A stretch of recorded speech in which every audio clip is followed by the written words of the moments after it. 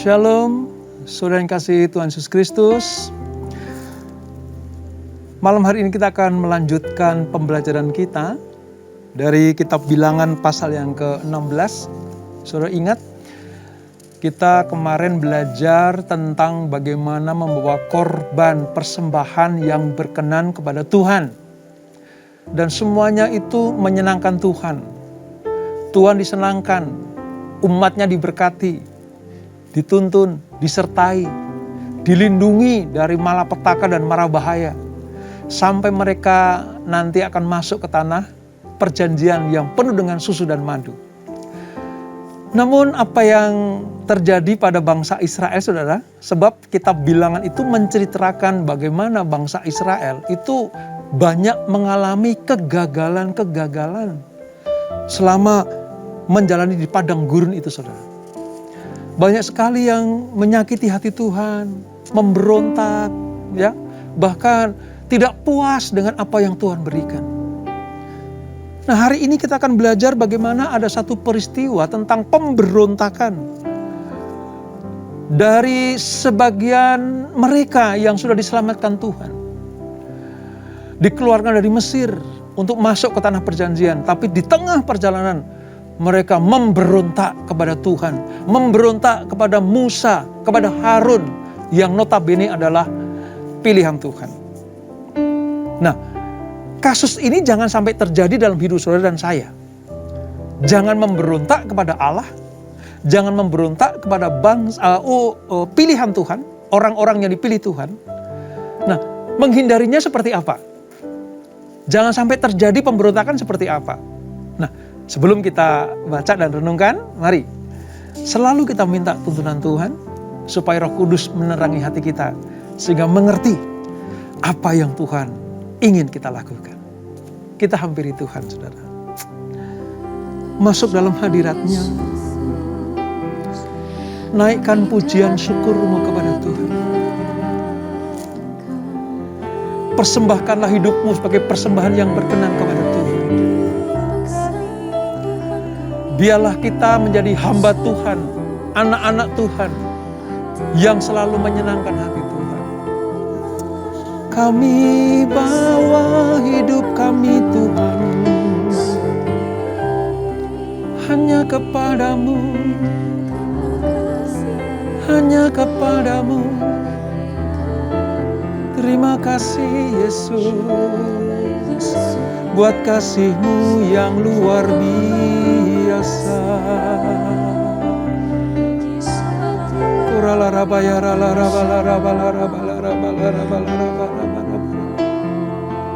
Ini hidup kami ya Tuhan, hanya kepadamu.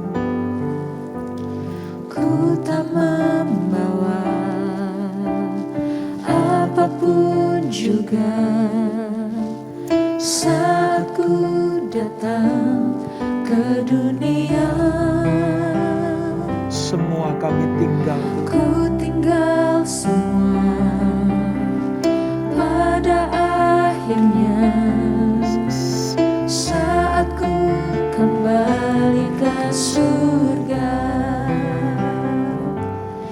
Inilah yang ku punya, hati sebagai hamba yang mau taat dan setia padamu Bapa. Kemanapun ku bawa, hati yang menyembah dalam roh dan kebenaran sampai selamanya. Amin Tuhan.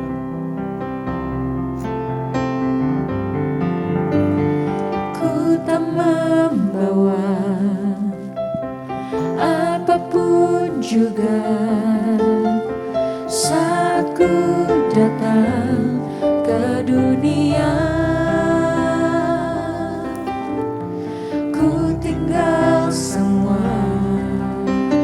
pada akhirnya saat ku kembali ke surga.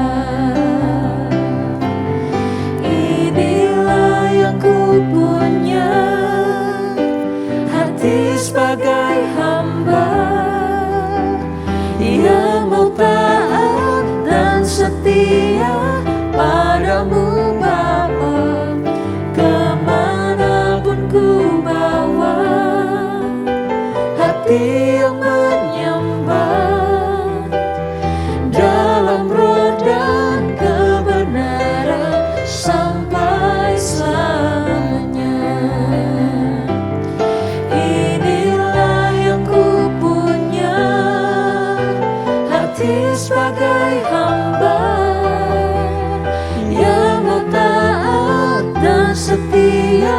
padamu Bapa, kemanapun ku bawa hati yang menyembah dalam roh dan kebenaran sampai selamanya.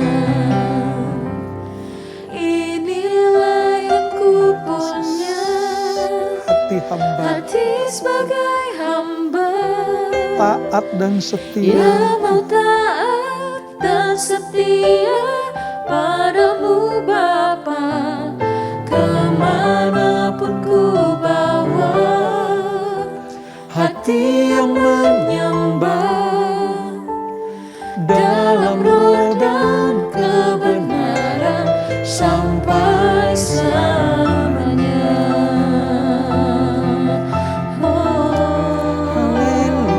Sampai selamanya. Biar kami menjadi hamba yang setia, taat kepada firman-Mu, setia kepada panggilan kami.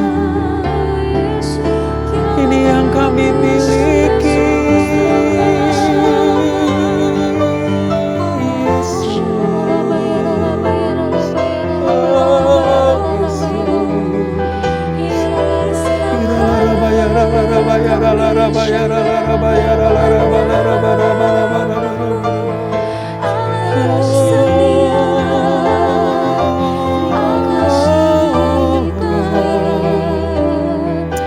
Terima kasih Tuhan,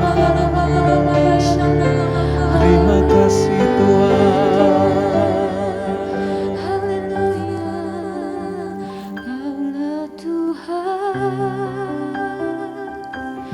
yang berjanji tak sekalipun Kau ingkari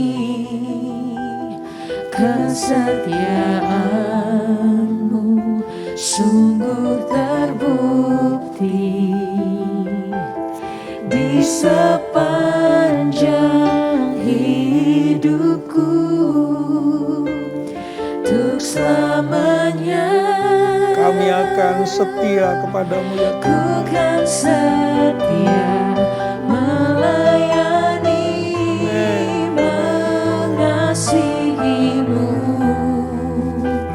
Tiada Tuhan seperti-Mu, Yesus, Kau Allahku yang setia.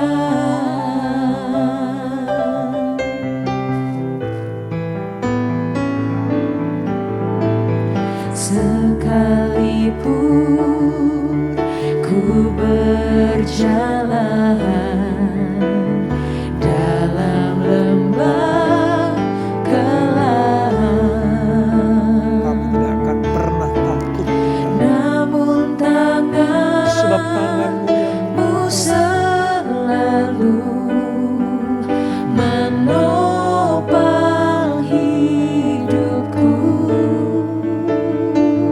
walau kami dalam lembah kekelaman, Saat ku dalam ketakutan, Kau selalu Kau hadir di sisiku. dan firman-Mu yang kami tunggu. Kau berkata, jangan takut, Kau beriku kemenangan. Amin. Kaulah Tuhan yang berjanji tak sekalipun Kau ingkari kesetiaan-Mu sungguh terbukti di sepanjang hidupku untuk selamanya. Ku kan setia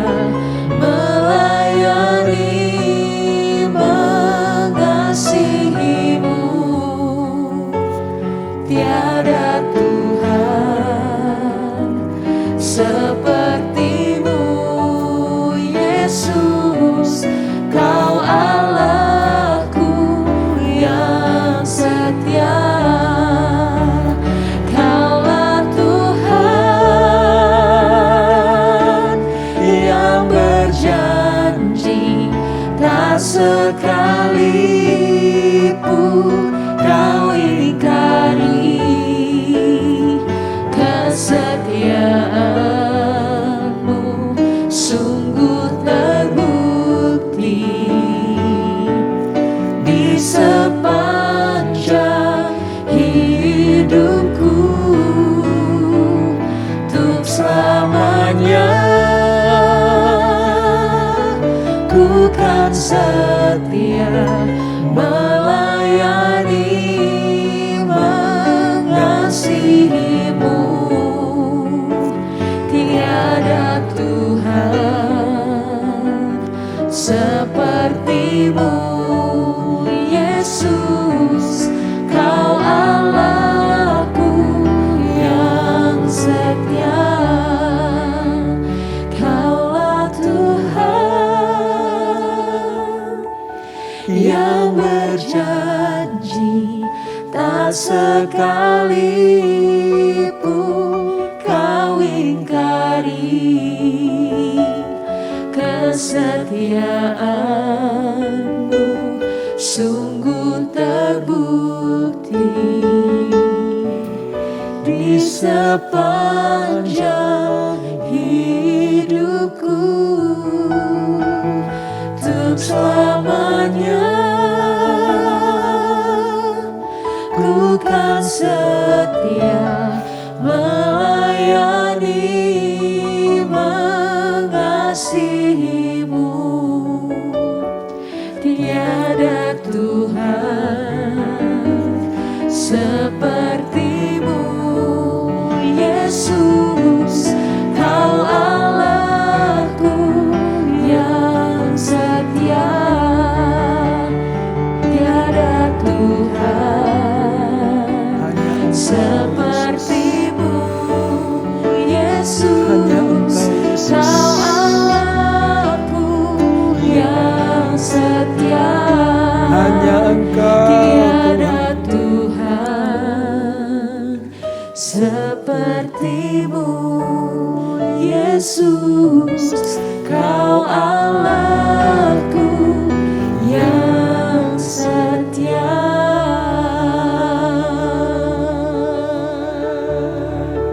Ini pernyataan iman kami ya Tuhan, bahwa tidak ada Allah, tidak ada Tuhan seperti Engkau, yang begitu mengasihi, menyayangi, mencintai, menolong, menghibur, menguatkan, terlebih menyelamatkan kami anak-anak-Mu. Dan kami percaya, yang diminta Tuhan dari pihak kami cuma satu, jadilah anak-anak Tuhan yang taat dan setia. Jadilah hamba-hamba Tuhan yang setia. Dengan demikian, kita akan mendapatkan bagian-bagian yang Tuhan janjikan itu. Kalau pada perjanjian lama adalah memasuki tanah perjanjian penuh dengan sudu dan madu, maka di dalam perjanjian baru adalah memasuki surga yang mulia, yang penuh dengan kemuliaan untuk semua orang yang percaya, setia melakukan kehendak Tuhan. Terima kasih Bapak. Sebentar kami akan belajar firman-Mu, urapi kami, ajar kami mengerti apa yang harus kami lakukan sebagai anak-anak Tuhan, hamba-hamba Tuhan, pelayan-pelayan Tuhan, supaya kami tidak disebut sebagai pemberontak Tuhan. Urapi kami Tuhan, di dalam nama Yesus. Mari yang siap belajar firman Tuhan, sama-sama kita katakan amin. Bilangan pasal yang ke-16.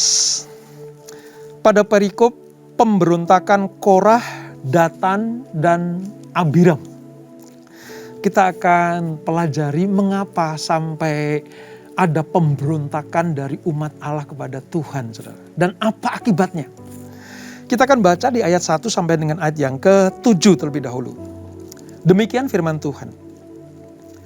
Korah bin Yisar bin Kehat bin Lewi. Jadi Korah itu keturunan orang Lewi. Beserta Datan dan Abiram, anak-anak Eliab, dan On bin Pelet. Ketiganya orang Ruben. Jadi dari pihak orang Lewi diwakili oleh Korah.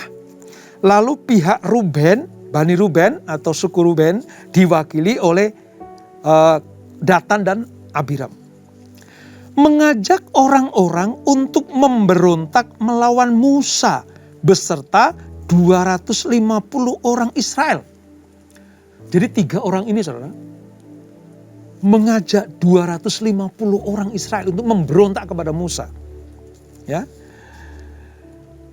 Pemimpin-pemimpin umat itu yaitu orang-orang yang dipilih oleh rapat. Semuanya orang-orang yang kenamaan. Nggak main-main saudara.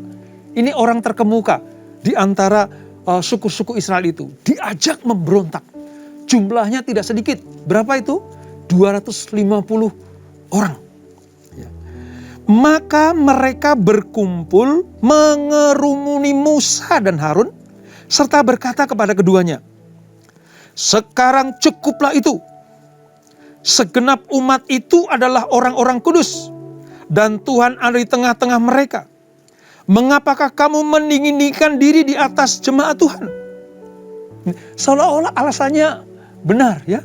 Seolah-olah alasannya baik. Dia menegur Musa. Mengapa engkau meninggikan diri? Seolah-olah hanya engkau yang dipilih gitu. Ya. Kau lihat ini jemaat Allah. Jemaat yang kudus. Kenapa engkau perlakukan seperti ini? Kira-kira seperti itu. Saudara. Apa yang terjadi? Ayat 4. Ketika Musa mendengarkan hal itu, sujudlah ia. Wah, ini suatu karakter yang luar biasa, saudara. Musa tidak terpancing amarahnya. Musa tidak larut di dalam suasana yang kurang berkenan kepada Allah itu. Musa tidak terjebak untuk melawan pemberontakan dengan pemberontakan. Melawan kekasaran dengan kekasaran. Apa yang dilakukan Musa? Sujudlah ia. Ayat 5. Dan ia berkata kepada Korah dan segenap kumpulannya, besok pagi Tuhan akan memberitahukan siapa kepunyaannya dan siapa yang kudus, dan ia akan memperbolehkan orang itu mendekat kepadanya. Orang yang akan dipilihnya akan diperbolehkannya mendekat kepadanya. Perbuatlah begini, ambillah perbaraan-perbaraan, hai Korah, dan kamu segenap kumpulannya. Bubuhkan api ke dalamnya dan taruhlah ukupan di atasnya di hadapan Tuhan pada esok hari. Dan orang yang akan dipilih Tuhan, dialah yang kudus. Cukuplah itu, hai orang-orang Lewi. Saudara bisa bayangkan, ya, orang Lewi ya, yang nanti yang sudah dipilih Tuhan untuk menjadi pemimpin rohani, pemimpin agama, ya, mengelola kemah suci. Tapi mereka juga punya hati yang memberontak, saudara. Wah, ini memang luar biasa. Bangsa Israel ini memang luar biasa, saudara. Dan bukan hanya orang Lewi saja. Dia ngajak orang-orang Ruben. Tadi ya, Datan dan Abiram. Gak cukup mereka bertiga. Dia mempengaruhi, ya. Dia gosok-gosok supaya 250 pemuka orang-orang Israel itu memberontak kepada Musa. Tapi kita lihat bagaimana reaksi Musa. Dia cuma sujud kepada Tuhan dan mengajak pemberontak itu untuk membuktikan siapa yang dipilih Tuhan. Siapa yang ditentukan Tuhan untuk jadi pemimpin bagi bangsa Israel. Nah, ini pemberontakan yang tidak main-main, saudara. Dan ini sangat mengesalkan hati Tuhan sebenarnya. Kenapa? Karena mereka tidak sadar-sadar bahwa Musa lah yang memimpin. Musa lah yang mendapatkan hak istimewa dari Tuhan untuk membawa mereka keluar dari Mesir, masuk tanah perjanjian. Harun yang ditetapkan Tuhan menjadi imam besar. Saudara bisa bayangkan, dari suku Lewi pula. Ternyata dalam diri suku Lewi ada ketidakpuasan, ada beberapa yang tidak puas tentang kepemimpinan Musa dan Harun. Dan bukankah itu sering terjadi, saudara? Di masa-masa kita hidup ini. Bagaimana banyak orang, ya, khususnya dalam kehidupan rohani kita. Mereka tidak percaya bahwa Tuhan memilih seorang gembala, diberikan hak otoritas dari Tuhan untuk menggembalakan domba-domba. Nah, ketika mereka digembalakan, ada ketidakpuasan, ada ketidaknyamanan, mereka berontak, mereka tidak puas, mereka tidak senang dengan pilihan Tuhan dan ketetapan Tuhan. Apa yang terjadi? Seperti yang dialami para pemberontak ini, nanti di akhir kehidupan mereka, hal yang luar biasa menakutkan, mengerikan terjadi. Oleh sebab itu, jangan pernah memberontak kepada Tuhan dan kepada orang pilihan Tuhan. Mari kita lihat, saudara. Ya. Alasan pemberontakan Korah dan ke-250 pemimpin umat itu, sebagian orang Lewi, kedengarannya seperti rohani. Sebab mereka muncul membawa apa? Perbaraan untuk menunjukkan bahwa mereka juga kudus. Mereka juga melaksanakan tugas seperti apa yang Tuhan perintahkan. Alasannya kudus. Alasannya benar menurut mereka. Dan berikutnya mereka menilai bahwa Musa telah meninggikan diri di atas jemaat Tuhan. Ayat 3 tadi. Bagaimana bisa Musa meninggikan diri di atas jemaat Tuhan? Wong semua firman datang kepada Musa untuk disampaikan kepada bangsa Israel. Ya jelaslah, Musa dipercaya Tuhan. Sebenarnya alasan pemberontakan itu karena mereka iri kepada Musa dan Harun. Mereka jealous, saudara. Ya, cemburu kepada apa? Kedudukan Musa pada waktu itu. Dikit-dikit Musa, dikit-dikit Musa. Di Kemah Suci harus Harun, harus anak-anaknya. Memang hanya Musa dan Harun yang bisa melakukan hal itu. Nah, ini ciri pemberontak. Ciri orang yang iri, jealous, itu seperti itu. Memang cuma dia yang bisa. Aku juga bisa. Parahnya lagi, dia ngomong sama orang lain. Tahu nggak? Bukan hanya Musa yang kita bisa tuh. Itu. Dosanya Korah, Datan, dan Abiram itu seperti itu. Bukan hanya diri mereka yang jealous. Bukan hanya diri mereka yang iri. Tetapi mereka ngajak orang lain. Ngajak jemaat. Ya, nggak sedikit, 250 orang. Ya. Untuk apa? Memberontak kepada Tuhan. Memberontak kepada Musa. Dan saudara tahu, Allah tidak suka. Allah tidak senang. Ini yang membuat Musa sampai harus sujud kepada Tuhan. Minta arahan Tuhan. Menghadapi orang seperti ini kayak apa? Dan luar biasa. Walaupun tidak disebutkan di ayat ini, saudara. Tapi Musa memberikan sebuah tawaran kepada pemberontak itu. Yuk, besok kita bawa perbaraan masing-masing. Siapa yang berkenan kepada Tuhan, siapa yang dipilih Tuhan, itulah yang Tuhan akan nyatakan. Itulah yang Tuhan akan perlihatkan. Bukan hanya kepada kalian, bukan hanya kepadaku, tapi kepada seluruh orang Israel. Tuhan akan memperlihatkan keputusannya, perkenanannya, siapa yang akan dipilih Tuhan. Ketidakpuasan dan ingin menduduki jabatan imam seperti inilah yang menjadi bagian carut marutnya kehidupan bangsa Israel di padang gurun. Ternyata, saudara, bukan hanya masalah pangan, sandang, dan tempat tujuan yang tidak segera mereka masuki. Namun rasa iri, dengki, jealous itu, saudara, itu terjadi di tengah bangsa-bangsa Israel. Dan saya tidak habis pikir, dikomandoi oleh suku Lewi, saudara. Suku yang harusnya memberi teladan buat suku-suku yang lain.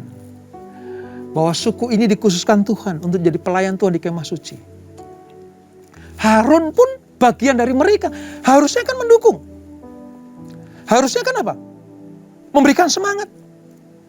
Menyadarkan kalau ada orang-orang yang tidak puas dengan Tuhan dan Musa. Sudahlah, kita umat pilihan. Kalau ada yang dipilih Tuhan, ayo kita dukung. Makanya saya katakan, kalau saudara tidak jadi pemimpin, jadilah pendukung yang baik. Kalau saya tidak jadi pemimpin, saya akan menjadi pendukung yang baik. Kenapa? Karena yang memimpin dan yang dipimpin, dua-duanya akan mendapatkan perkenanan Tuhan. Kalau ada orang yang dipercaya Tuhan lebih daripada kita, dukung, bantu, tolong dia. Supaya apa? Supaya jemaat Tuhan, supaya orang-orang yang menjadi kumpulan orang-orang percaya ini semuanya dapat perkenanan Tuhan. Dan saudara tahu, gara-gara peristiwa ini, perjalanan bangsa Israel terhambat loh saudara. Gara-gara mereka ini, perjalanan bangsa Israel menuju tanah Kanaan atau tanah perjanjian terhambat. Dari sini kita bisa melihat kedengkian, pemberontakan, iri hati yang terjadi dalam kumpulan orang-orang percaya itu akan menghambat perjalanan rohani kita. Mari, kalau ada ketidakpuasan, ketidaksukaan, saudara mungkin merasa kecewa, ya. Datang saja kepada Tuhan. Datang kepada Tuhan. Dan saya berdoa jangan sampai terjadi hal seperti itu, saudara. Supaya apa? Saudara, kita tidak dicap sebagai pemberontak Tuhan. Dan supaya kita tidak dicap sebagai penghambat laju pertumbuhan perjalanan iman anak-anak Tuhan. Nah, ini yang terjadi, saudara. Apa yang Tuhan lakukan kepada mereka, saudara? Ya. Datan dan Abiram itu orang-orang suku Ruben tadi, ya, kecewa. Kenapa? Karena kepimpinan Musa. Bahkan kedua orang ini menolak datang ke kemah suci, saudara. Untuk apa? Menjumpai Musa. Ya. Mereka memberikan kecaman yang sangat pahit.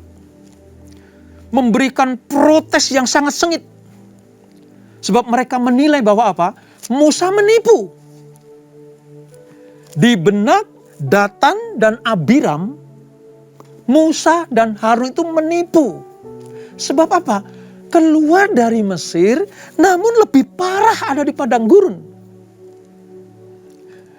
Dan yang lebih parah lagi, saudara, saya akan tunjukkan satu kalimat Datan Abiram ini yang betul-betul menyakiti hati Tuhan.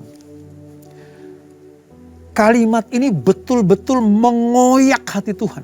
Sampai-sampai apa? Tuhan murka dengan luar biasa. Mari kita lihat. Di ayat ke-13 dan 14, saudara. Di ayat ke-13 dan 14. Demikian.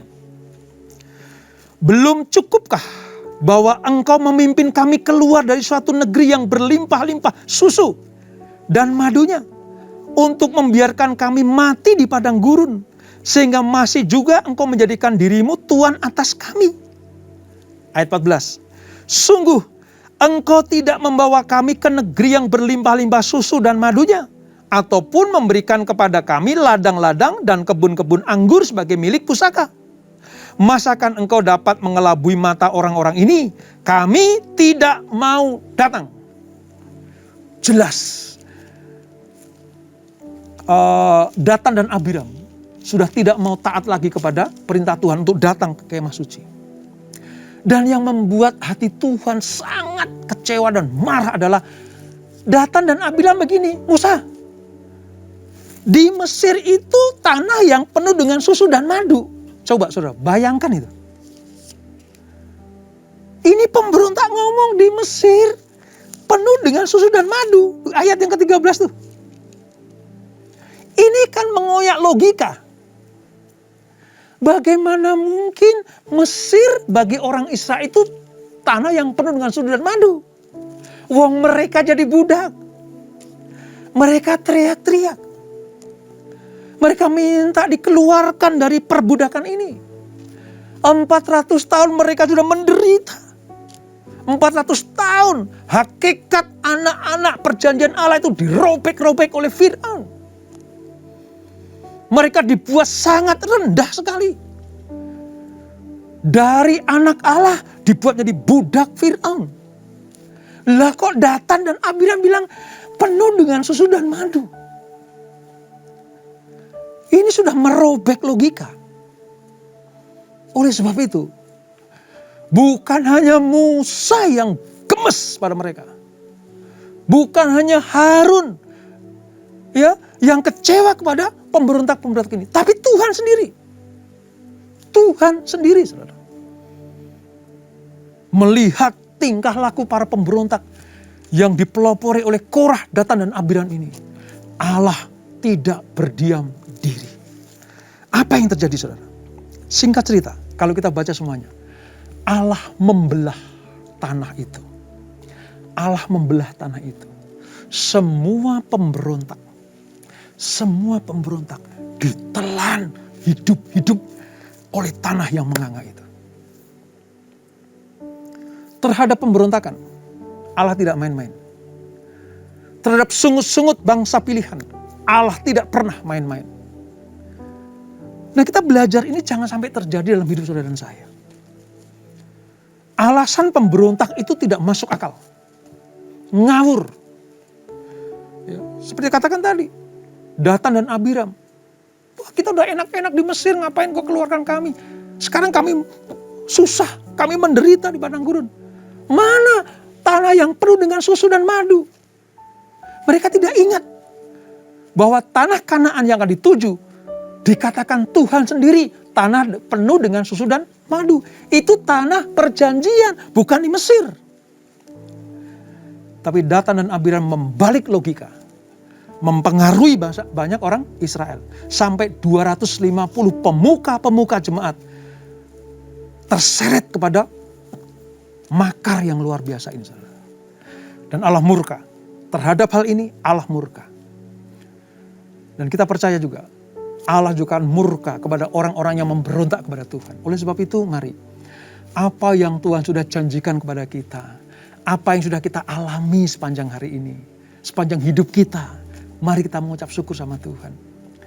Kalau toh hidup kita hari-hari ini seperti padang gurun yang dialami oleh bangsa Israel, jangan sampai memberontak, saudara. Jangan sampai bersungut-sungut. Supaya apa? Supaya Allah tidak murka kepada kita. Jangan sampai murka Allah, geramnya Allah, ya, kemarahan Allah itu menimpa hidup saudara dan saya. Caranya gimana? Tetap percaya kepada Tuhan. Ikuti arahan-arahan Tuhan lewat para pemimpin kita. Entah itu kalau di gereja ya gembala kita. Kalau di perusahaan yaitu bos kita, atasan kita. Itu yang dipilih Tuhan. Kalau di bangsa dan negara ya presiden kita. Tuhan memilih mereka untuk membawa kita kepada kehidupan yang berkenan kepada Tuhan. Dari pelajaran ini kita melihat bagaimana orang yang tidak sepaham dengan Tuhan, yang tidak sepakat dengan rencana Tuhan, yang tidak setuju dengan rancangan Tuhan, akan dihancurkan, akan dibinasakan, akan dihukum Tuhan dan tidak main-main hukumannya. Ditelan bumi, saudara. Itu tanda apa? Tanda murka Allah sudah pada puncaknya. Murka Allah sudah pada puncaknya untuk mereda pemberontakan ini. Para pemberontak, Korah, Datan, dan Abiram bersama dengan para pengikutnya harus selesai di situ. Sebab bangsa pilihan akan berangsur maju. Para pemberontak tidak akan pernah masuk ke tempat yang dijanjikan Tuhan. Para pemberontak akan selesai di situ. Dan Allah akan menuntun umatnya masuk ke tanah perjanjian. Pilihan ada di kita. Mau selesai di situ, yang ditelan mentah-mentah oleh tanah itu, atau kita masuk golongan orang yang masuk dalam kerajaan surga yang mulia. Saya akan pilih untuk terus maju, masuk ke tanah perjanjian yang penuh dengan susu dan madu. Kalau ada bujuk rayu para pemberontak, saudara, jangan ikuti. Kalau ada bujuk rayu dari orang-orang yang tidak puas dengan Tuhan, jangan ikuti. Tetap setia pada panggilan kita. Toh misalnya tinggal saudara sendiri, yang lain memberontak, jangan ikuti. Tuhan akan menyelamatkan yang satu itu. Walaupun yang memberontak beribu-ribu, berjuta-juta, Tuhan akan menyelamatkan yang satu itu, yang taat, setia kepada janji-janji Allah. Kita tundukkan kepala. Bapa di surga, terima kasih untuk pelajaran pada malam hari ini. Bagaimana kami melihat kengerian yang terjadi. Suasana yang sungguh sangat menyedihkan hati Tuhan. Bagaimana mungkin seorang Lewi memimpin pemberontakan kepada Musa dan Harun. Korah orang Lewi, Datan dan Abiram orang Ruben itu memprovokasi sekitar 250 tua-tua Israel memberontak kepada Musa dan Harun. Dan itu artinya juga memberontak kepada Tuhan. Dan kami lihat bagaimana hasilnya. Si pemberontak tidak akan pernah mendapatkan janji Tuhan. Namun kepada yang taat dan setia akan masuk ke tanah perjanjian. Itu intinya. Oleh sebab itu, biarlah kami tidak tergolong orang-orang yang memberontak kepada Tuhan. Kami tidak tergolong orang-orang menjadi bagian para pemberontak itu. Kalau kami bukan Korah, Datan, dan Abiram. Kalau kami seperti tua-tua Israel, kami tidak akan terhasut oleh mereka. Sebab akhirnya kami melihat bagaimana murka Allah. Hukuman datang bukan dari Musa dan Harun, tapi hukuman datang dari Allah. Oleh sebab itu Bapa, Roh Kudus tolong kami. Ajar kami selalu mengucap syukur kepada Engkau. Ajar kami taat setia kepada Engkau lewat para pemimpin kami. Terima kasih Bapak untuk pembelajaran yang luar biasa malam hari ini. Kami mau masuk ke tanah perjanjian, masuk ke surga yang mulia. Kami mau nama kami tidak terhapus dari kitab kehidupan. Kami mau masuk dalam pesta anak domba Allah itu.